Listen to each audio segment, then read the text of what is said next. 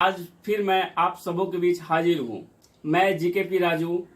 आज हमारे साथ खास बातचीत में एक ऐसे मेहमान से मैं आपको मुलाकात कराने जा रहा हूँ जिनको नाम पहचान की ये मुमताज नहीं है। इनका नाम है हरवंश पासवान। ये अभी वर्तमान में ऑल इंडिया पासवान एकता मंच के प्रदेश अध्यक्ष हैं तथा राजद के प्रदेश महासचिव हैं आपदा के, और आज इनसे हम बात करेंगे। नमस्कार सर। सर ये बताइए कि आपका जो ये राजनीतिक कैरियर है ये कब से शुरू हुई, इसके बारे में सबसे पहले मुझे बताइए।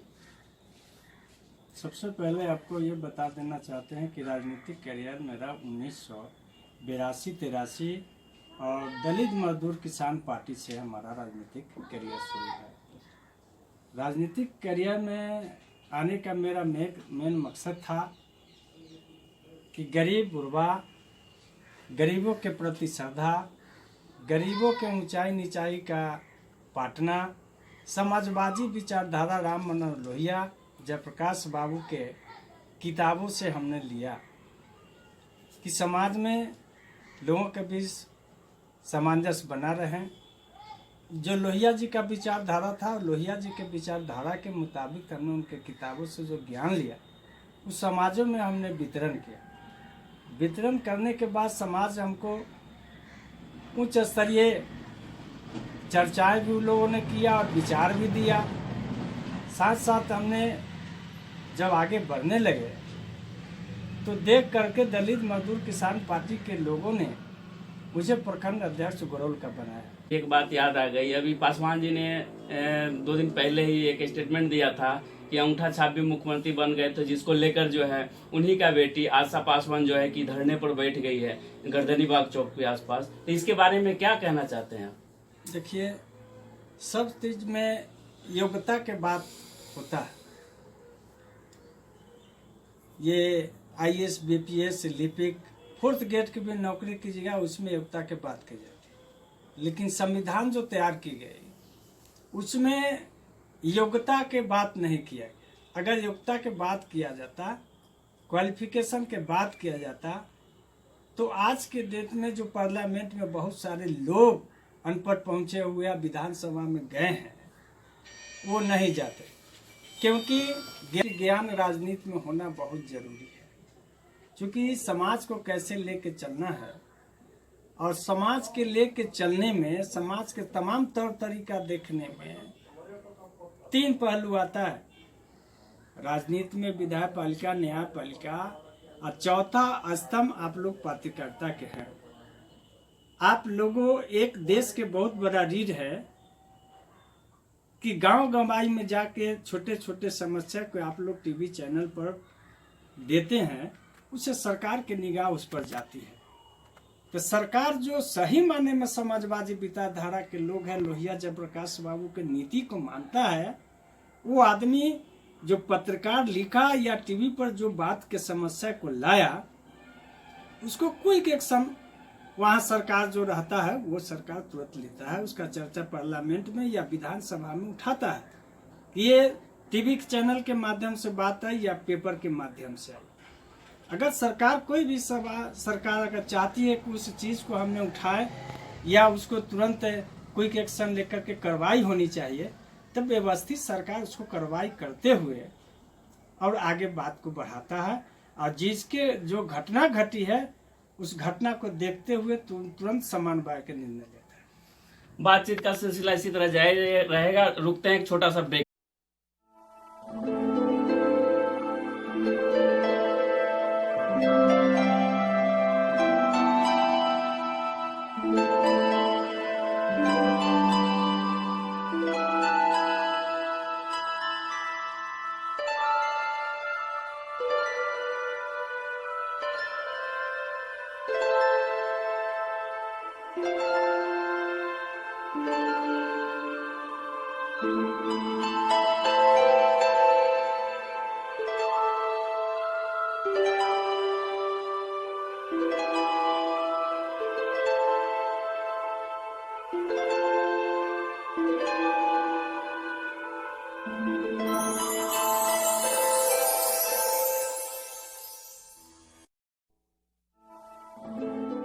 है कि नहीं।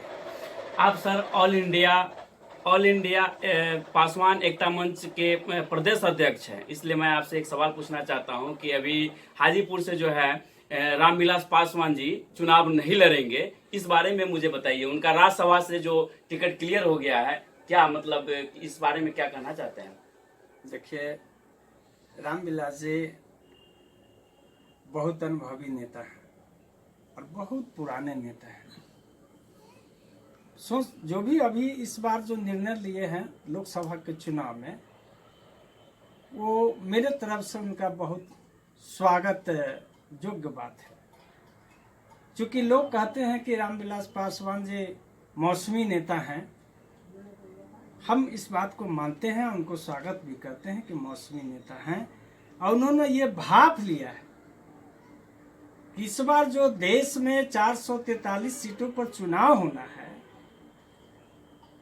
उसमें देश के अनेक राज्यों में अनेक गतिविधियों से चुनाव हो, लेकिन जो बिहार में चुनाव होना है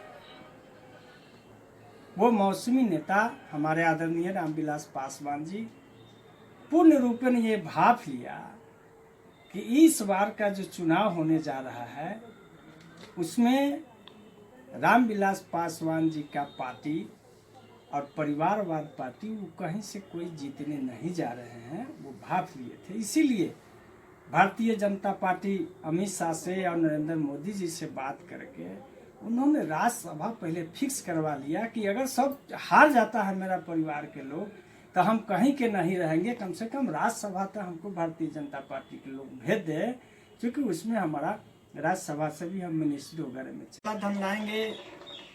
सबके खाता में 19 लाख रुपया जाएगा, काला धन आएगा, गरीब राजा हो जाएगा।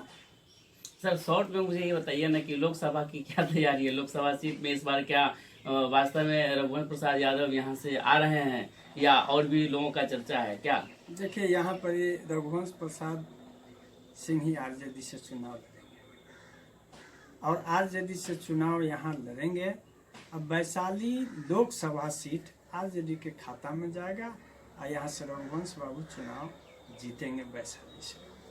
हमने जो भ्रमण किया और देखा है और पूरे बिहार में जो हम घूमते हैं, इस बार 40 सीट में आरजेडी का संभावित ज़्यादा से ज़्यादा आपको मुझे 35 से ऊपर सीट हम लोग चुनाव जीतेंगे, महागठबंधन के लोग जीतेंगे। तो ये थे ऑल इंडिया पासवान एकता मिशन मंच के सह तथा उसके साथ है आरजेडी के प्रदेश